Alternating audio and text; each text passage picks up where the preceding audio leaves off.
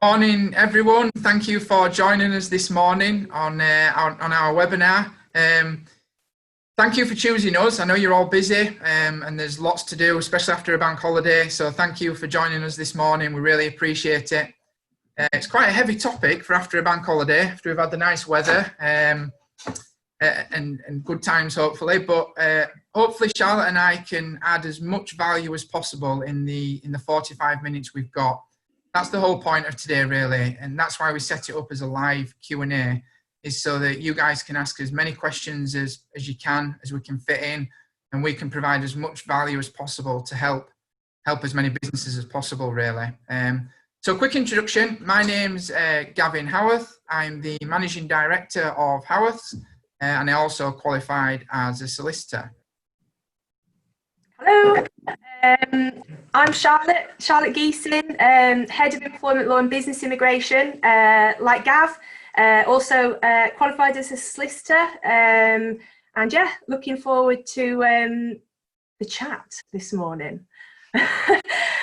In terms of logistics, if you do want to ask a question, then just use the Q&A function or the chat function, which if you hover your mouse over the bottom of your screen, you should find sort of access to both, and we'll go with as many as we possibly can. So just as a little bit of background, you know, we've run a series of webinars now as a company. Charlotte and I have done a couple before, and what we really wanted to do with this one is think about what options businesses have as the government furlough scheme, the job retention scheme, comes to an end.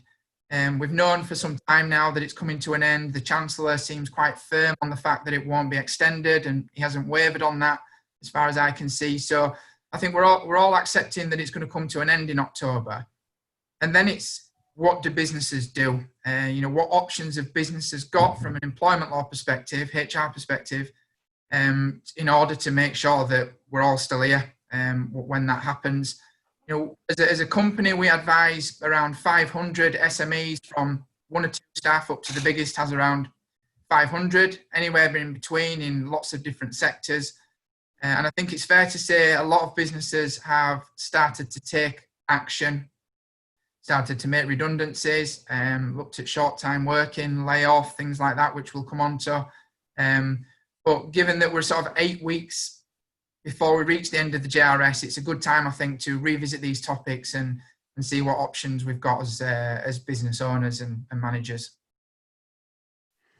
Right, so just before we start, we thought we'd run a really quick poll with you all, just to sort of see what you're thinking when it comes to the 1st of November. Are you looking at redundancies? Are you looking at layoffs? Perhaps you're recruiting? Perhaps business is booming?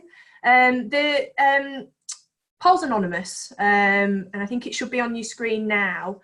But if you can just select the option that works best for you, we'll give you the results of the poll before we finish.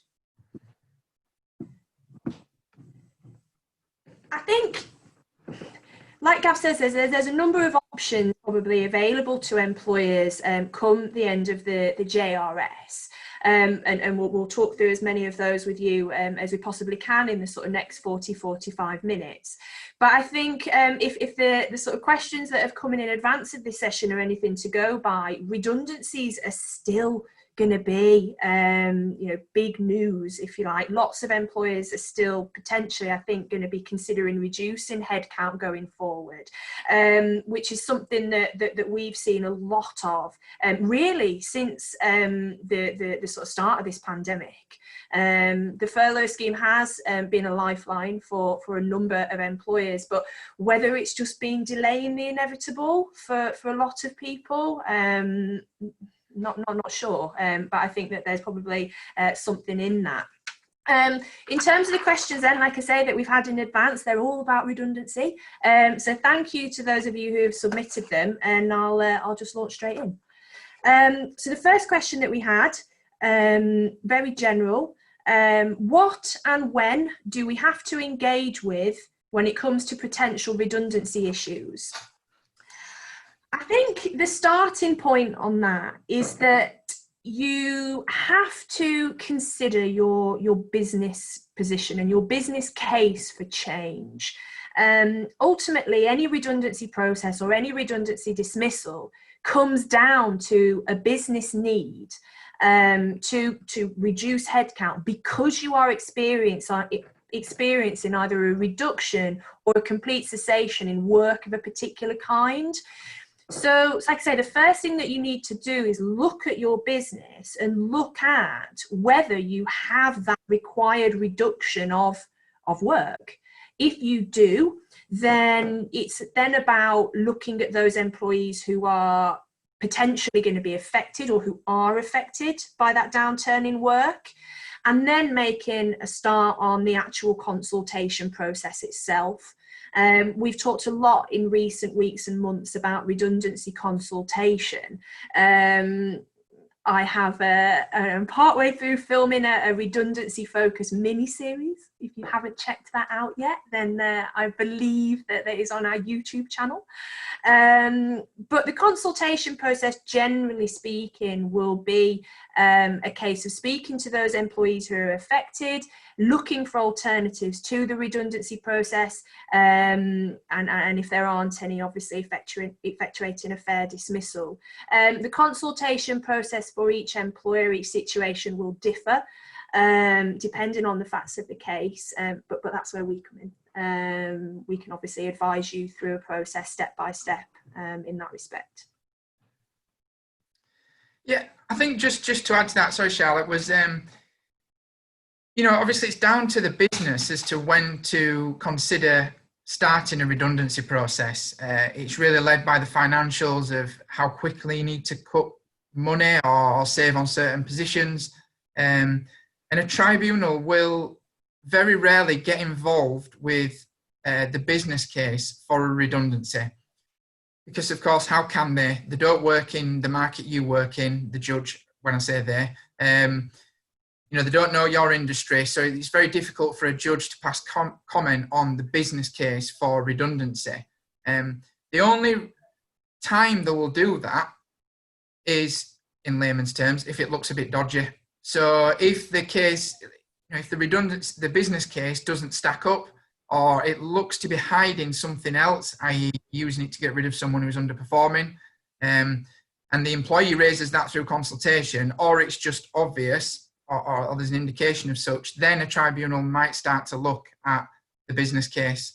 But otherwise, provided it's legitimate, it can be backed up, you've got your figures there, then it should be pretty difficult for an employee to challenge that. And especially in these circumstances, it's with coronavirus and COVID-19, there's hundreds of thousands of employers looking at streamlining their operations. So I think now more than ever, a redundancy business case is likely to be accepted, in which case it's about getting the process right then following that. And I'm totally going off tangent here, but just another thing that I think is worth bearing in mind, I think in these times, and I've certainly experienced it. I know there's a few people attending the webinar this morning that I've been advising. I've certainly experienced this. I think everyone's emotions are heightened during this time. Employees who are losing their jobs know that when they enter the job market, it's likely to be very difficult to get another job. You only have to go on LinkedIn or speak to colleagues, friends, etc., to see how many people are out of work. And as a result, people tend to be challenging everything. So on the cases I'm advising on, employees straight from the off, as soon as the employer has the at-risk meeting, well, I need to see the figures to back the business case. I don't know why I'm in the pool. Why is someone else in challenging it? And you can understand it to a degree because emotions are high. The job market is sparse. So people are fighting for what they've got. So I think more than ever, employers have to be patient and willing to communicate in the right way, be transparent, and take your time through the process to try your best to make the employee feel like they've been heard, and then go ahead with the redundancy. I definitely agree with that latter point. The cases that I'm advising on, definitely seeing a general sort of trend of challenge, if you like. And you know, in one sense, a redundancy dismissal is quite simple. You have a business need, a financial requirement probably to reduce headcount. Therefore, I suppose you could argue that in a lot of cases redundancies are, you know, to some extent a fait accompli. But that doesn't necessarily mean that you then are free to kind of deviate from process or follow a shortened process because you know it's happening. Process is key, and because there is this sort of heightened sense of anxiety, I guess, and a general kind of, you know, fight amongst employees who are at risk, it is so crucial to ensure that the consultation process is as robust as it can be, even if you know what the probable outcome is going to be because you don't have a choice. Getting that process right is the best way for you to eliminate, in some cases, but certainly mitigate against the risk of an employee raising a successful unfair dismissal challenge on the basis of process alone. You know, because don't forget, an unfair dismissal claim it's split into two. You have substantive fairness, i.e. do you have a genuine case for redundancy in the first place? And also procedural fairness. If you do, have you followed due process? Even if you have the best business case in the world for making redundancies, if you haven't followed proper process, you know, a tribunal's not going to find in your favour, unfortunately. There'll be some adjustments, you know, when it comes to compensation and things like that, but being in tribunal for not following a proper consultation process is not somewhere that you want to be. Just again, maybe doing a bit of a gav and going off on a slight tangent, when you've gone through the motions of redundancy consultation, I think hopefully we're preaching to the converted on this point here, but it is also really important to get your calculations right when it comes to the termination arrangements, because if you don't pay your employees correctly, either in terms of notice pay, holiday pay, redundancy pay, that's another easy challenge for an employee to raise in a tribunal context. We've sort of been taking the stance right from the start, really, that if you are going to make people redundant or dismiss them for any other reason during furlough, their notice pay and redundancy pay should be based on their normal salary, their pre-furlough salary. But a few weeks ago, some legislation came through to actually clarify that. And there are some regulations now in place which say that an employee who is dismissed, who is either on furlough or has been on furlough, must have their notice pay and redundancy pay calculated with reference to their normal pay and not their reduced pay. The same goes for any accrued holiday entitlement. That also has to be paid at normal rate, even if the holiday is accrued during the furlough period. So you can't try and argue that a portion of the holiday is only payable at 80% or 70% with effect from today. So yeah, get your process right, get your termination payments right, and you're on, you know, good ground, I think, overall. Good stuff. Charlotte, should we do the next two questions that were received prior to the session starting? And then absolutely. You can sort of summarise and touch on short-time working, layoffs, sabbaticals, unpaid leave as options that employers might have. And then if anyone attending has questions, you know, fire them in through the Q&A whilst we're talking. Yeah, so audience participation is required for this webinar. Should have made that clear at the outset, I reckon. Right, so the second question that we had through was about using the furlough period as a pre-redundancy notice period. The question essentially was whether that was possible, and the short answer is yes. Provided that you have a genuine need to make redundancies at a time when an employee is furloughed, and it is not possible for you to delay that until after the JRS has ended in October, then you can use the furlough period as the notice period. There's nothing wrong with that.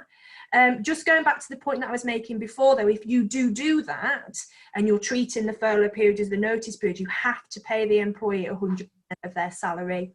You can claim back a portion of notice pay. So you can claim back 70% now, 60% in October, but you have to top up the extra 30% and 40% to come.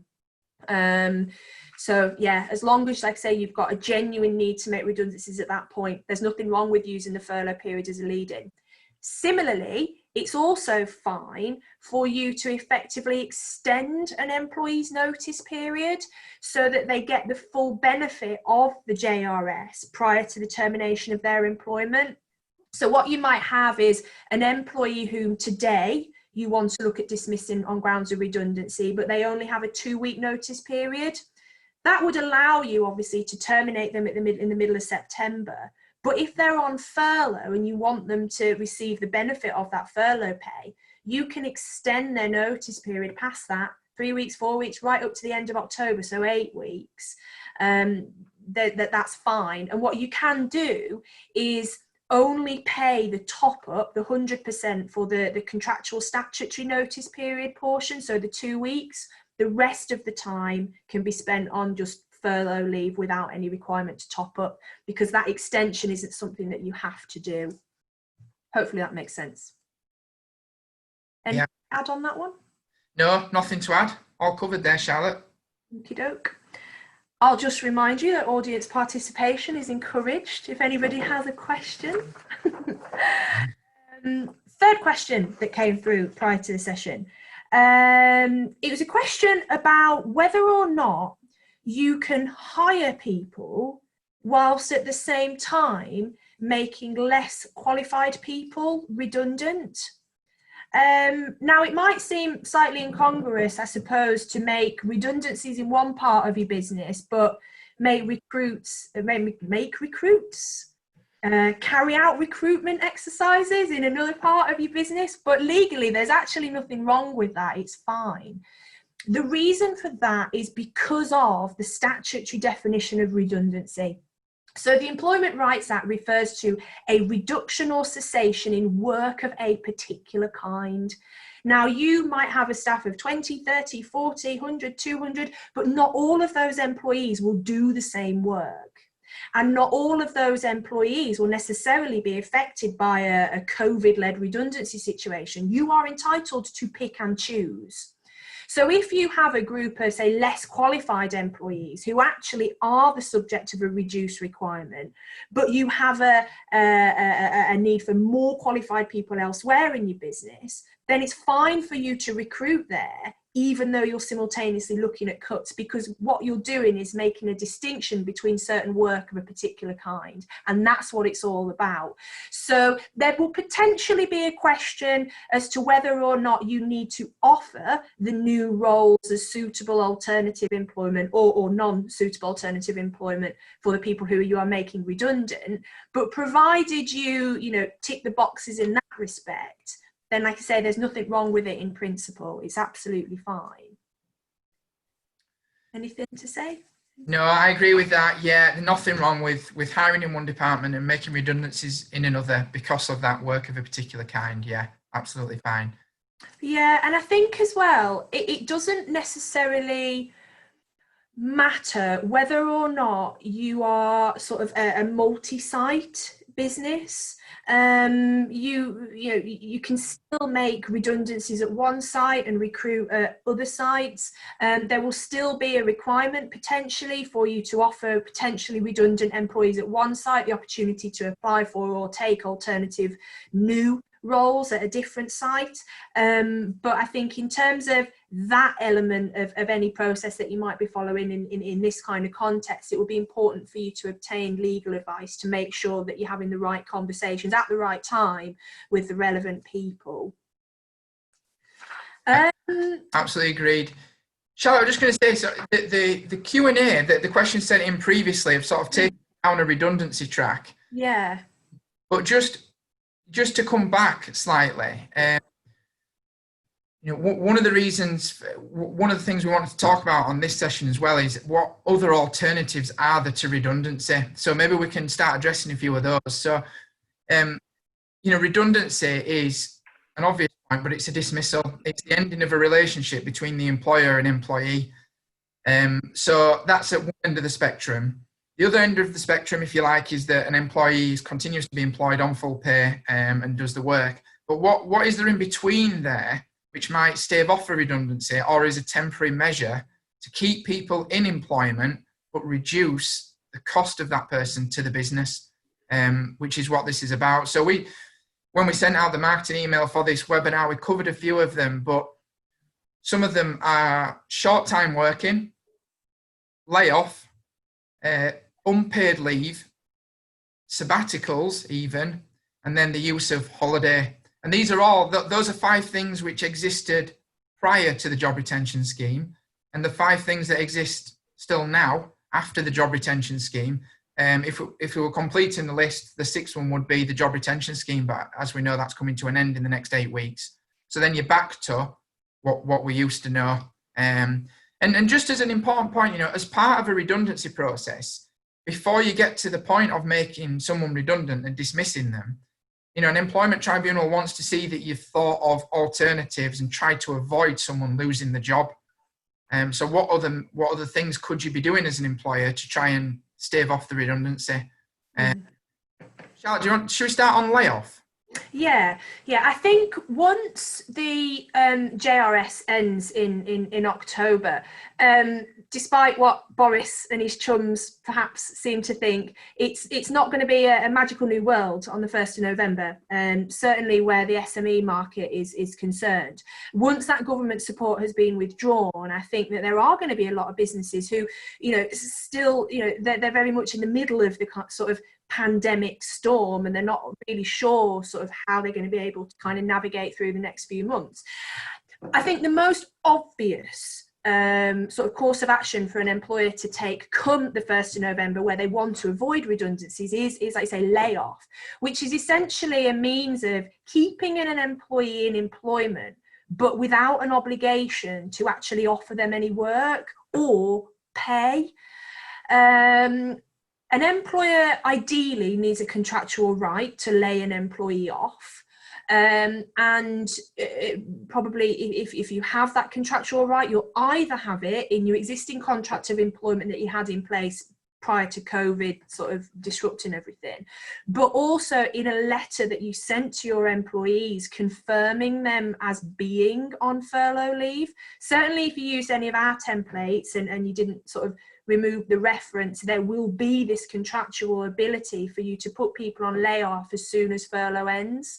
If you don't have a contractual right, it's not the end of the world, but you will need the employee's consent in order to do it. Assuming that you have a right, either expressly or through some other consent, then placing someone on layoff is actually very simple. Again, if you have a reduced need for someone to do some work, then it's simply a case of you telling them that unfortunately they're being laid off. It is intended to be a temporary measure, although there isn't actually a maximum amount of time that an employee can be laid off for. Although after either 6 continuous weeks of layoff or 13 non-continuous weeks, an employee can request a redundancy payment. And unless a business can show that in all likelihood there will be an increase in work fairly shortly, it's quite hard to reject that request. So a layoff option, like I say, it's a good way to stave off redundancies at this stage, but it may not be the sort of be all and end all in that respect. Layoff is where you don't offer somebody any work at all for a week, which is slightly different to short time working, which is kind of the sister option to layoff. Short time working is when you basically don't offer them a full week. So it's important to get the distinction right, but the same kind of principles in terms of the 6 continuous weeks, 13 non-continuous weeks apply with short time working as well, insofar as after that amount of time, an employee can request a redundancy payment. Now, Gavin listed sort of 5 or 6 options that an employer has for sort of dealing with things once the JRS ends, but I think there's another potential option, and that's entering into a company funded furlough scheme. So obviously furlough was something nobody had heard of. It didn't even exist until March. However, there's nothing wrong in principle with an employer introducing its own furlough scheme on the 1st of November. It's absolutely fine. You'll need your employee's agreement to do it. But if it's either a case of accepting a company-funded furlough arrangement or being made redundant, then potentially the employee is going to go with a company-funded option. If that is something that you wanted to explore, I'd suggest that you talk to us. But it could be a case of you perhaps entering into a kind of company-funded furlough arrangement, at least for a couple of months, whereby you pay your employees a massively reduced amount, like 10% or 20% of their salary, let's say. They stay at home. You can still bring them back if you want to, if you've got full days of work available for them, a bit like the flexible furlough scheme now, although you'll obviously have to pay them in full for that. But what that approach will potentially do is enable you to, again, delay this potential redundancy ticking bomb that I think is going to exist in a lot of employers' businesses a little bit further, because with a company-funded furlough arrangement, there's no ability for the employee to request that redundancy payment. That request is only there when an employee isn't in receipt of any pay at all, i.e. in a layoff situation or a short-time work situation. So something to perhaps look at as an option before layoff or even after layoff, if the redundancy payment is something that you're wanting to try and push forward or avoid altogether, hopefully, if work picks up. Yeah, just by way of context, I can see we've got a question, so I'll come and answer that in a second. But just by way of context, layoff and short-time working, like Charlotte said, are in the contracts of employment for most employers and are designed to deal with temporary drops in work. So pre-coronavirus world, the construction industry and the like would include them, where you're going to have a drop off in work for 3 or 4 weeks and you won't have the money to pay the staff, so you lay them off and then get them back when work picks up. And it's sort of easy to put into place. It can be quite quick. You can use it a couple of times if you need to. It's a mechanism within the contract that allows you to do it. Clearly, this post-coronavirus world, it's slightly different, and it's the cuts that people are having to make are more long-term, I'd suggest, than what layoff or short-time working was originally designed for, really. But then again, it is a mechanism you could use if you feel like work is just going to be reduced after, if it might be, say, we end of October and you're looking to get through to New Year because there's, work coming in the new year, then a combination of short-time working, layoff, even employees using the holidays might get you to New Year without having to make redundancies if then work's going to come in. It's that type of scenario which you could sort of cobble together some mechanisms which stave off the redundancy, allow work to come in. Yeah. So just to go back ever so slightly, we've got a question regarding redundancy and a settlement agreement. So the question is, does it have to be redundancy? Can a settlement agreement be arranged? If the settlement agreement is unsuccessful, can the redundancy process still happen? Do you want to have a first go on it, or do you want me to? I'll go. I'll do it. You go. Right, so the very short answer to this is yes, it's absolutely fine.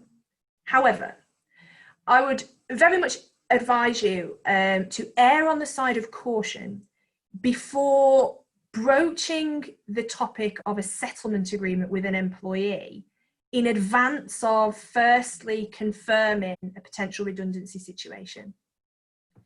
The reason for that is because if you are wanting to revert back to a redundancy situation, if a settlement agreement negotiation fails, then you need that leverage in the first place in order to broach the topic of settlement, if that makes sense.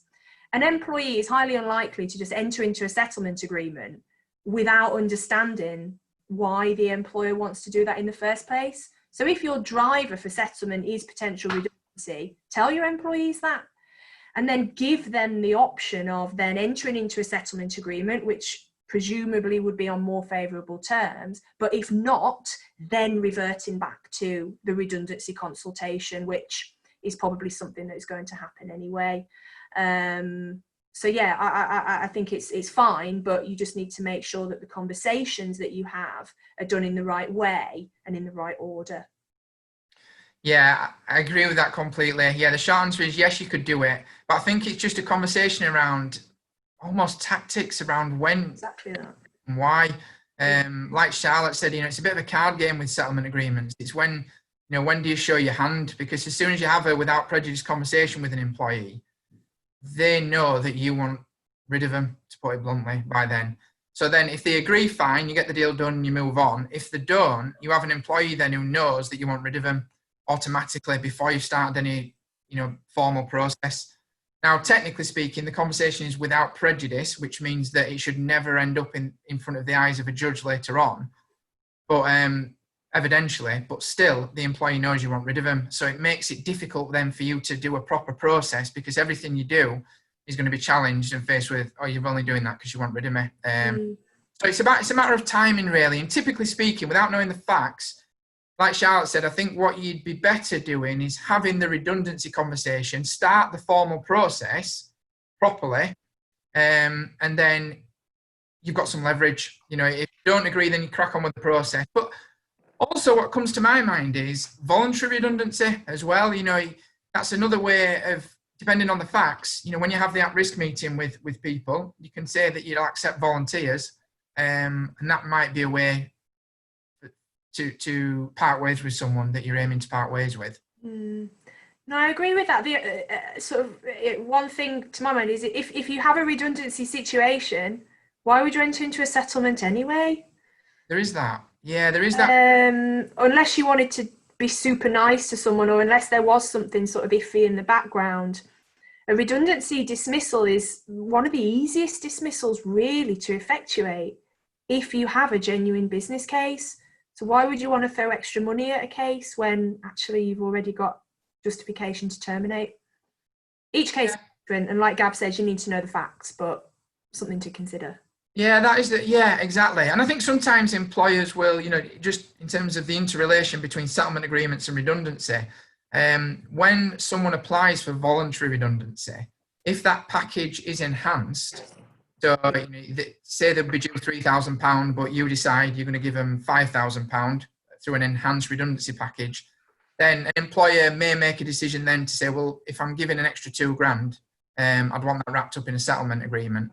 Even if I've got nothing necessarily to worry about particularly, I'd rather just have the peace of mind that if I'm going to pay the extra, because your worst case scenario is you pay the extra £2,000 and then a month, 6 weeks later, the employee sues you for something.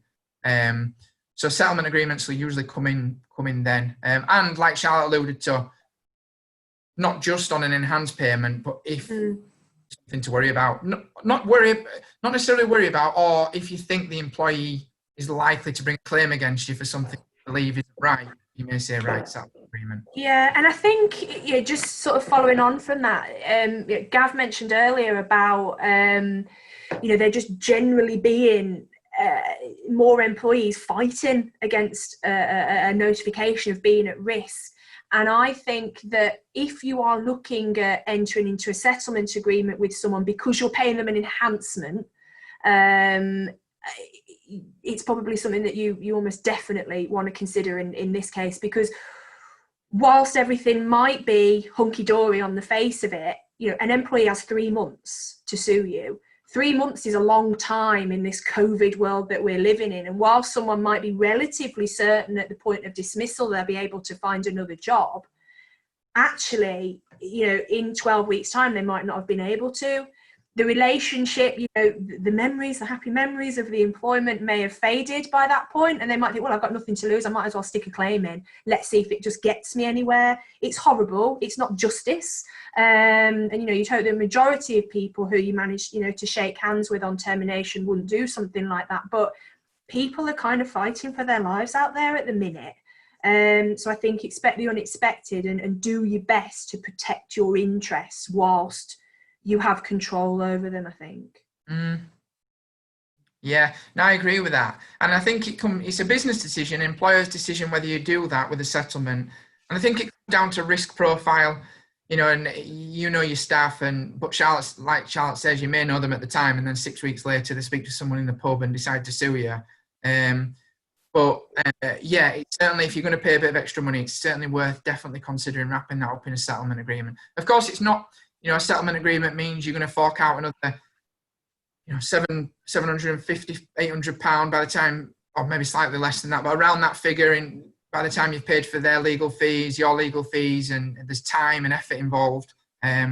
So it's not, you know, just a click of the fingers, but it is worth considering, certainly. Yeah. So Charlotte, going back to where we were then, I hope that answers your question. Grace, do shout up if it doesn't. Back to where we were then. So mechanisms to sort of stave off redundancy. We looked at layoff, a temporary measure. The sister of layoff, I like that term, which is short time working, which again is a temporary measure ideally. I also just very quickly referred to compelling employees to use their holiday, which is something that we've advised a lot of clients on recently, isn't it? Which is compelling them to use their holiday during furlough. If they're on furlough, you can do that, but certainly afterwards as well, which, you know, not many people have gone away or used the holiday, so that forcing someone to use their holiday might get you through most of November. Yeah, absolutely. If you are going to be in a situation where you have employees with a lot of holiday, irrespective of whether you have work for them, you know, even if you're going to be in a situation in November where it's full steam ahead till the end of the year, and I hope that is the case, you still need your employees to take their annual leave at a time to suit you. You don't want to be in a situation where you've got everybody having the whole of December off, because, hey, they've got loads of holiday and they quite fancy a long Christmas break. And you don't want to be in a position where you're either, you know, potentially going to be in breach of your obligations under the working time regulations because you haven't given employees the opportunity to take enough leave, or where you're having to roll loads over either. So if you are wanting to look at compelling employees to take annual leave for whatever reason, the time to start thinking about that is now. And the reason for that is because even when we're out of the furlough stuff, if you want to compel employees to take leave, you have to give them notice of that. And that notice has to be twice the amount in length as the amount of holiday that you want them to take. So if you're wanting people to take 2 weeks holiday come 1st of November, you've got to give them a month's notice, which is the 1st of October. Now, if you haven't given holidays a second thought since March, you're going to need to give yourself a bit of time to get your head around it and perhaps work out a little bit of a rota. So yeah, I think it's an important thing to think about, even when we're not thinking about how to kind of manage stuff once the government support under the JRS is removed, because it's an important obligation that you have to meet under the working time regulations anyway. Hopefully that wasn't too preachy. I felt like that was Charlotte, just while you're on the topic, a question has come in. What are the guidelines on rolling holidays over into subsequent years, i.e. they cannot take the holidays in this holiday year, too busy, then what happens? Do you want me to answer that? You just add that on to the end of... Add it on. Yeah, no worries. So the working time regulations were amended a couple of months ago to allow for some holiday to be rolled over into the subsequent 2 annual leave years where it has been not reasonably practicable, whatever that means, for holiday to be taken because of the coronavirus pandemic. The rollover is capped at 20 days for a full-time employee and the pro rata equivalent for a part-time employee. So it's not the full whack. But that option, it remains. So if you are wanting to look at making use of that, to A, help with your operational requirements, but B, also help with your financial obligations as well when it comes to holiday pay. There's nothing wrong with that. But again, now is the time to start thinking about if you are wanting to enforce it, because you're going to potentially have employees who are thinking, ooh, I've got, I don't know, 4 weeks holiday left. Ooh, I quite like a long Christmas break. And if it's in the back of your mind that you're going to want them to roll it over next year or even the year before, you're going to have to tell them as soon as possible to sort of avoid any difficult conversations later down the line. Yeah, absolutely. Just very quickly, because I just want to respect everyone's time. It's 10:40 and we did schedule to finish at 10:45. So just a quick question, going back to the settlement one, we've just had a question in, so I'll just address that. Just to go back to the settlement agreement question, can you just confirm if we go down the redundancy route, are we still at risk of being sued after the outcome? The answer to that is yes, you could still be sued after the outcome. Yeah, a settlement agreement or a COT3 through ACAS are the only ways legally to get it tied up in a way that means that the employee can't bring any claim against you in the future. So if you don't do a settlement agreement, for the purposes of this conversation, if you don't do a settlement agreement, then yes, you're still at risk of being sued. So even if you've got the strongest business case, you've followed the process perfectly, and the employee sues you later, they can still sue you later on. Not to say they'll win, of course. You may have be able to defend it, but they can still bring a claim against you. So yeah, it's a good point, because as part of your deliberations for do I enter into a settlement agreement or not, there's that commercial point as well, isn't there? Even if we do everything right, legally we sound, commercially, do we want to be fighting any case, even a strong one? We haven't got the time. So yeah, worth considering. Right, shall I just talk about sabbaticals for a couple of minutes? Should we do unpaid leave and sabbaticals? Yeah, good shout, okay. For a couple of minutes. So unpaid leave then. We've talked about layoff being a mechanism by which you can keep your employees on your books, but without actually paying them. Layoff, obviously, like we say, attracts a right to request a redundancy payment, which may or may not be preferable. You can, of course, look at putting an employee on a sort of a mutually agreed period of unpaid leave. If an employee comes and asks in normal circumstances, look, I'm struggling at home or whatever, please can I have some unpaid leave? I haven't got any holiday, I don't want to take holiday, I just want it totally unpaid. Then you can agree that with your employees at the end of the JRS. If you're proposing it, you need your employees' consent to it. You don't have an automatic right just to simply force somebody to stay at home outside of a layoff context without pay. That is a fundamental breach of contract if you did that. An employee would be able to sue you very successfully, I think, for constructive unfair dismissal if you did that. However, like I say, if it's an agreement or if the employee proposes it, absolutely fine. During any period of unpaid leave, just straight up unpaid leave, the contract remains in place. The right to pay is suspended through variation, but things like the right to accrue holiday pay, sick pay, all that sort of stuff remains.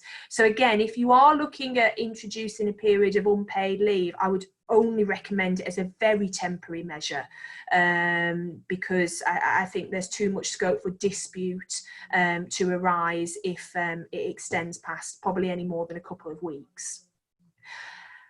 A way in which to implement a period of unpaid leave with less risk is to look at a sabbatical. Now, sabbaticals, I think, historically are used when an employee maybe has a midlife crisis or just fancies a bit of time out of the business and wants to go and find themselves, maybe travel the world for 6 months or perhaps, upskill themselves, fulfill lifelong ambitions, whatever. A period of sabbatical leave is something, again, that's agreed between an employer and employee. but it's accepted by the employer that whilst the relationship will maintain in some way, the employee is essentially free to go off and do what they want for a little bit of time. They're usually employee-led. However, employers can lead them if they want an employee to go on a sabbatical for things like enhanced learning or development in terms of the role that they're performed to do. But here, when we're talking about ways in which to kind of maybe stave off redundancy type situations, sabbatical arrangements can be a really good thing to explore, particularly with your more senior employees who perhaps understand the concept a little bit better. Because what a sabbatical allows you to do, a bit like layoff, is to keep an employee away from work without pay, but to keep the relationship going. A sabbatical, however, will not give the employee the right to a redundancy payment, because you agree from the outset that the employee will effectively be away from the business for a period of time. You can choose to pay them during that period. You can choose not to pay them. Depending on whether you do or don't pay will depend on your obligations with respect to things like holiday pay. But in some circumstances, you can put someone on a sabbatical for a period of time, an agreed period of time. You don't have to pay them. They won't get holiday pay. And there's also a question mark over whether continuous service continues. So something, again, to explore, perhaps in more isolated cases. But if you have some senior employees who you want to keep, but you don't really have enough work for them at the moment, that might be a cost-effective way of doing it. Good stuff. So we're at 10:46. Very quickly, we give ourselves a lot to talk about, but we didn't touch on changing employees' terms and conditions of employment. You know, so looking to change the terms of the contract, whether that be hours, days. We haven't got time to cover that now, unfortunately. We could put more information on the website afterwards, or we could create a little video. So if anyone, as a follow-up to this, wants to hear more about changing T's and C's, then do get in contact with us, either through the email that you got originally, and we'll address that and provide lots of information. We can't do it justice in a couple of minutes. We could do a whole webinar on it. Well, just on that, I actually did do a webinar that focused really heavily on changing T's and C's on the 26th of May. Perfect. In our archive somewhere, the blog or YouTube or on the website. So if you're really interested, as a starter for 10, you could go back and listen to me chat on to you for an hour about changing T's and C's. Good stuff. So all that's left to do then is just say thank you very much for attending. We really appreciate you. I hope that's added some value. And just before you leave, I'm just going to introduce my colleague Lou. Hi, Lou. Hello. Who is just going to give us the results of the poll and just talk about any future events we've got coming up. So over to you, Lou. Thank you, Gavin and Charlotte. So the initial poll that we put out earlier on in terms of what your business is planning moving forward. So we will share this in a follow-up email. We had 54% planning on making redundancies, which isn't surprising, you know, with everything that's going on. 15% placing staff on layoff or short-time working. 23% changing employees' terms and conditions. So what I will do is I'll share the link to the recording, Charlotte, of the previous webinar, so people can have a watch of that. And then there are 15% that are planning on recruiting as well, which it's a lot of the, you know, the conversations that we're having, that businesses are on one hand struggling, and then others are in a really positive position and thriving and doing well. So just one final poll before we let everybody go for the day. So we're looking at what events to do next for you. So we've got a couple of ideas. So there's a poll that's going to pop up on your screen now. We've got the logistics of a winter lockdown. So if a second lockdown were to come, you know, if schools close again, what impact will that have on businesses? So that's one option that we're thinking of. home working and getting it right. It's not going away. It's been here for a while now, and there are things that you need to have in place. So that's important to be aware of. And then just a different approach in terms of adapting your leadership style during a crisis.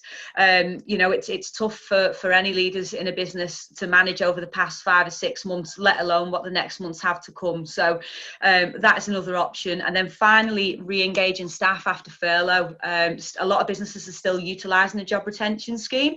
So there's a lot of anxieties around people returning to work and really how to get the best out of them when they do so. So if there's a few more people that haven't voted, but if you get a chance, if you can just vote, and we'll share that feedback with you as well. So not surprisingly, the logistics of a winter lockdown and the homework are really high up on the poll. So I'll end that poll now.